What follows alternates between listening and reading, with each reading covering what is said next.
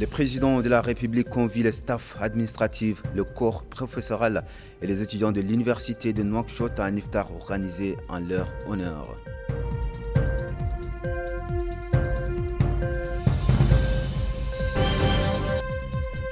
Notre pays condamne la tentative d'assassinat du président Hassan Sheikh Mahmoud, président de la République fédérale de Somalie, dans la capitale Mogadiscio.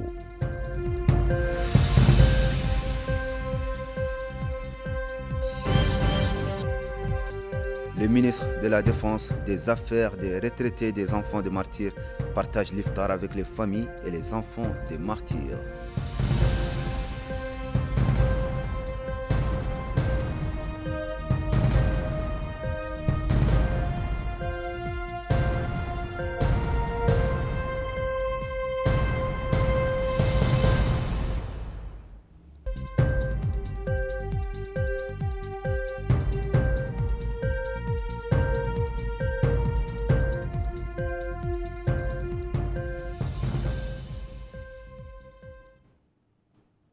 Mesdames et messieurs, bonsoir, bienvenue et merci de vous joindre à nous pour cette nouvelle édition. Comme annoncé dans le titre, le président de la République, Mohamed Cheikh El-Ghazouani, était ce soir parmi les étudiants de l'université de Nouakchott avec lesquels il a partagé le menu de l'iftar, autrement dit la rupture du jeûne. Le président de la République a été salué à son arrivée au complexe universitaire par le ministre de l'Enseignement supérieur et de la Recherche scientifique et le président de l'université de Nouakchott. Cet iftar marque un autre aspect de l'intérêt que le chef de l'État accorde à ce niveau de l'enseignement, lequel a connu depuis 2019 une augmentation notoire du budget qui lui est alloué, ainsi que le renforcement de l'infrastructure universitaire et académique, l'extension des programmes de formation et des spécialités, de même que l'augmentation des capacités d'accueil des différentes facultés et la création d'instituts dédiés à la recherche scientifique. Comme ont été augmentées les bourses pour atteindre 16 000 bourses cette année contre environ 6 000 en 2019, s'ajoute à ces acquis l'ouverture de la résidence universitaire d'une capacité de 4 000 lits et l'augmentation substantielle des salaires des professeurs et la révision en hausse du nombre des inscrits en doctorat de plus de 200%. De plus, un grand nombre d'étudiants ont bénéficié de l'assurance maladie, tandis que la bourse a été généralisée à tous les admis au baccalauréat enrôlés dans le registre social. Dans une allocution au cours de cet iftar, le président de la République a insisté sur la place que les jeunes occupent dans la construction des sociétés et des nations. Mohamed Cheikh El-Ghazouani a appelé les étudiants à davantage d'abnégation et d'efforts pour réaliser les objectifs majeurs et à relever les défis qui les attendent en vue d'ériger un pays fort et réaliser le développement.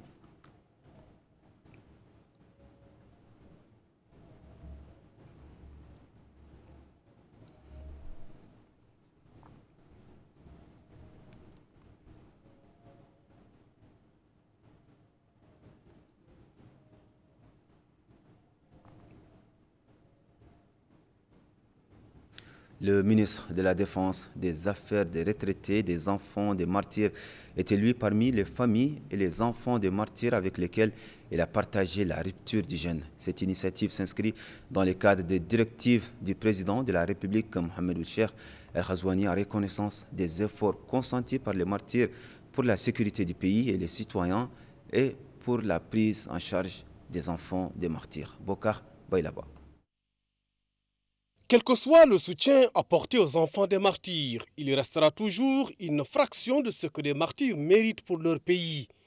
Telle est la quintessence de ce iftar, en reconnaissant des efforts consentis par les martyrs pour la sécurité du pays et la prise en charge des enfants des martyrs. Prenant la parole à cette occasion, le ministre de la Défense, des Affaires des retraités et des enfants des martyrs, Hanena Oul-Sidi, a exprimé sa joie de partager l'iftar avec les enfants des martyrs en ce mois béni.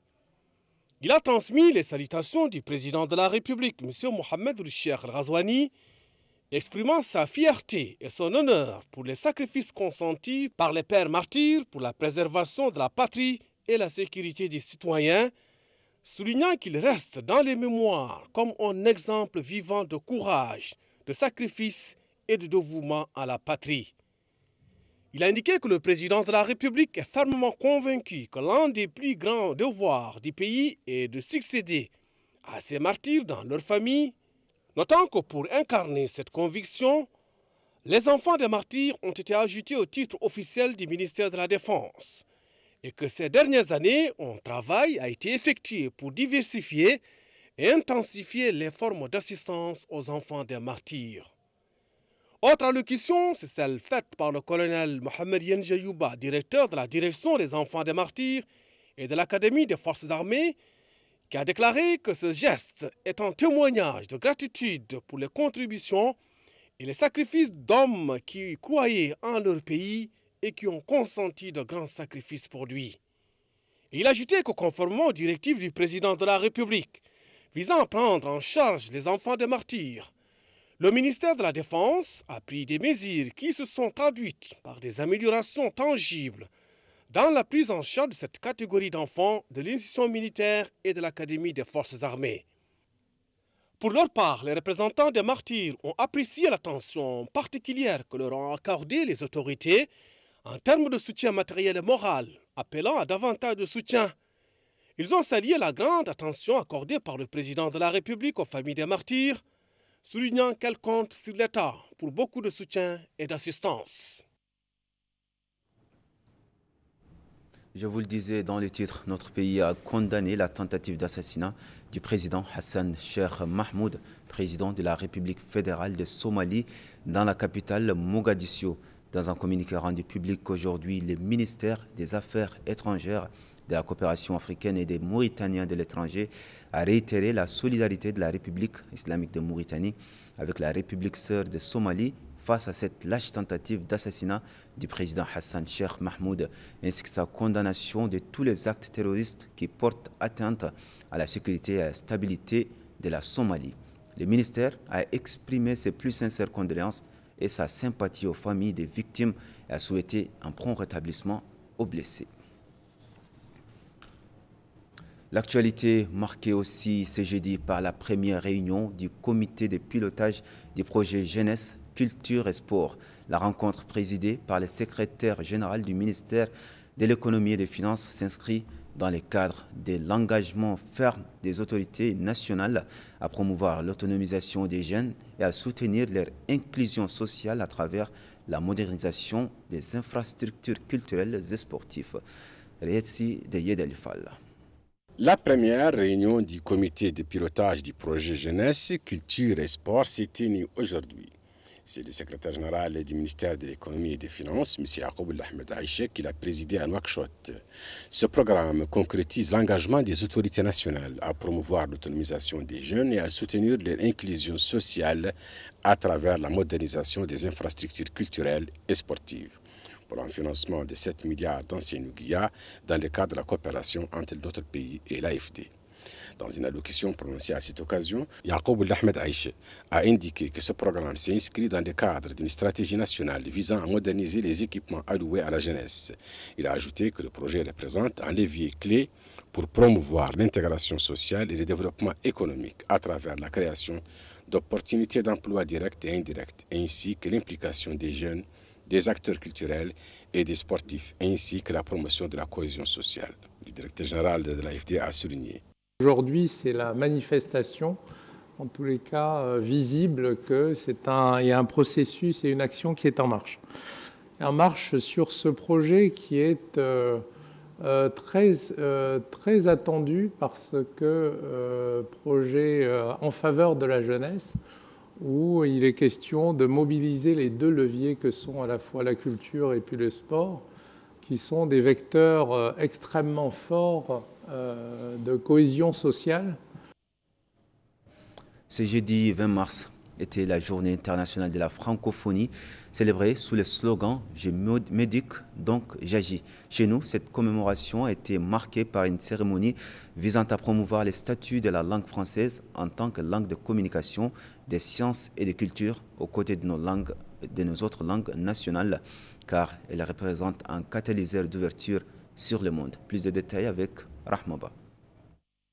La 30e édition de la Semaine de la langue française et de la francophonie a débuté aujourd'hui à Nouakchott sous le thème « Prenez la parole ». Cet événement célèbre la richesse de la langue française et son rôle dans le rapprochement des peuples. Lors de la cérémonie d'ouverture, Yahya Ould Ahmedou, chargé de mission au ministère de la Culture, des Arts, de la Communication et des Relations avec le Parlement, secrétaire général du ministère par intérim, a rappelé que l'adhésion de la Mauritanie à l'Organisation internationale de la francophonie témoigne de l'importance accordée à la langue en tant que vecteur de communication entre les peuples. Il a également souligné le rôle fondamental de la langue, de manière générale, comme un pont entre les cultures et les communautés. De son côté, le secrétaire général de la Commission nationale de l'ICESCO a mis en avant l'importance de cette célébration qui constitue un cadre d'échange enrichissant entre la culture mauritanienne et celle d'autres pays. Il a rappelé que la langue française, aux côtés de la langue officielle et des langues nationales, demeure un moyen de communication essentiel, affirmant que la diversité linguistique est une force pour la Mauritanie. M. Idoumou Ould Mohamed Lamine a également pris la parole pour partager son point de vue sur la célébration.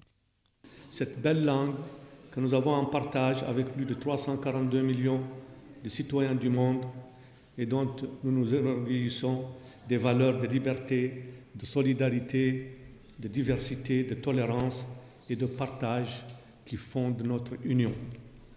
L'ambassadeur de France en Mauritanie a replacé cette journée dans son contexte. En Mauritanie, la langue française évolue dans un environnement plurilingue, aux côtés de l'arabe, bien sûr, du poulard, du soninké et du wolof. Cette diversité linguistique constitue une véritable richesse, un pont vers l'échange et l'ouverture au monde. La cérémonie a été marquée par des sketchs présentés par des enfants, illustrant l'importance de la langue française en tant que moyen de communication et d'expression artistique. Clôture hier soir des activités du Forum de compétences féminines pour la promotion des droits de la femme organisé par l'Observatoire national des droits de la femme et de la fille. Le forum a discuté de plusieurs sujets relatifs à l'autonomisation de la femme. Fatima Tadé. Après 2 jours de discussions intenses pour formuler des recommandations destinées aux autorités compétentes concernant la protection des droits des femmes et leur autonomisation, le Forum des compétences féminines pour la promotion des droits des femmes, organisé par l'Observatoire national des droits de la femme et de la fille, a pris fin. À cet effet, la présidente de l'Observatoire s'est dite satisfaite du succès de cet événement qui a rassemblé des experts et des acteurs engagés pour débattre des enjeux majeurs liés à la protection et à la promotion des droits des femmes à l'échelle internationale. Et selon elle, ce forum a été une occasion précieuse d'échanger des idées et des expériences permettant de dégager des recommandations pertinentes. L'Observatoire s'engage à travailler avec les partenaires et les autorités concernées pour mettre en œuvre ces propositions et garantir des résultats concrets sur le terrain.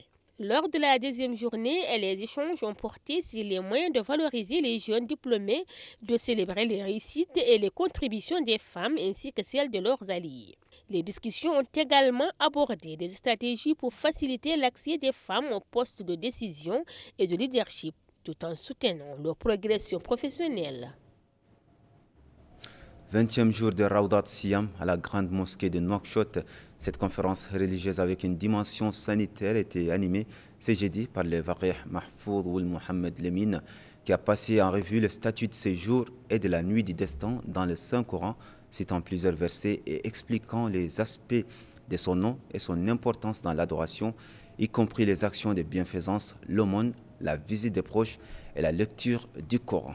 Le conférencier a également discuté des opinions des savants sur la date de la nuit du destin, appelant à éviter les fausses croyances qui y sont associées, telles que la croyance en la libération des démons, en l'enfumage des maisons avec certaines odeurs pour faire fuir les djinns. Dans la seconde partie de la conférence, le docteur Louliwoul Boubacar, anesthésiste et spécialiste en réanimation, a fait un exposé sur l'évolution de l'anesthésie après la Seconde Guerre mondiale, en expliquant ses principaux types, à savoir l'anesthésie générale et l'anesthésie locale. Il a également abordé les indications de l'anesthésie qui comprennent les opérations chirurgicales et les traitements médicaux.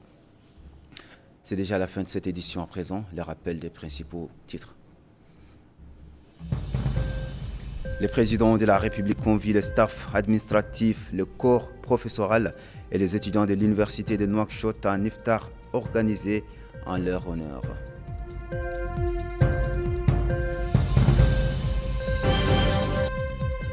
Notre pays condamne la tentative d'assassinat du président Hassan Sheikh Mahmoud, président de la République fédérale de Somalie, dans la capitale Mogadiscio.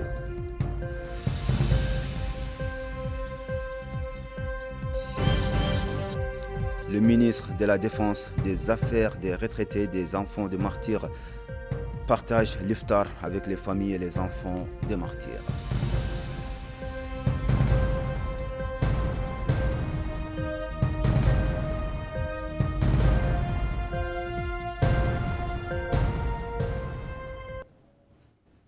Mesdames, Mesdemoiselles, Messieurs, merci de nous avoir suivis, merci de votre fidélité et on se donne rendez-vous pour une seconde information, pour un second jour demain à la même heure et bonsoir.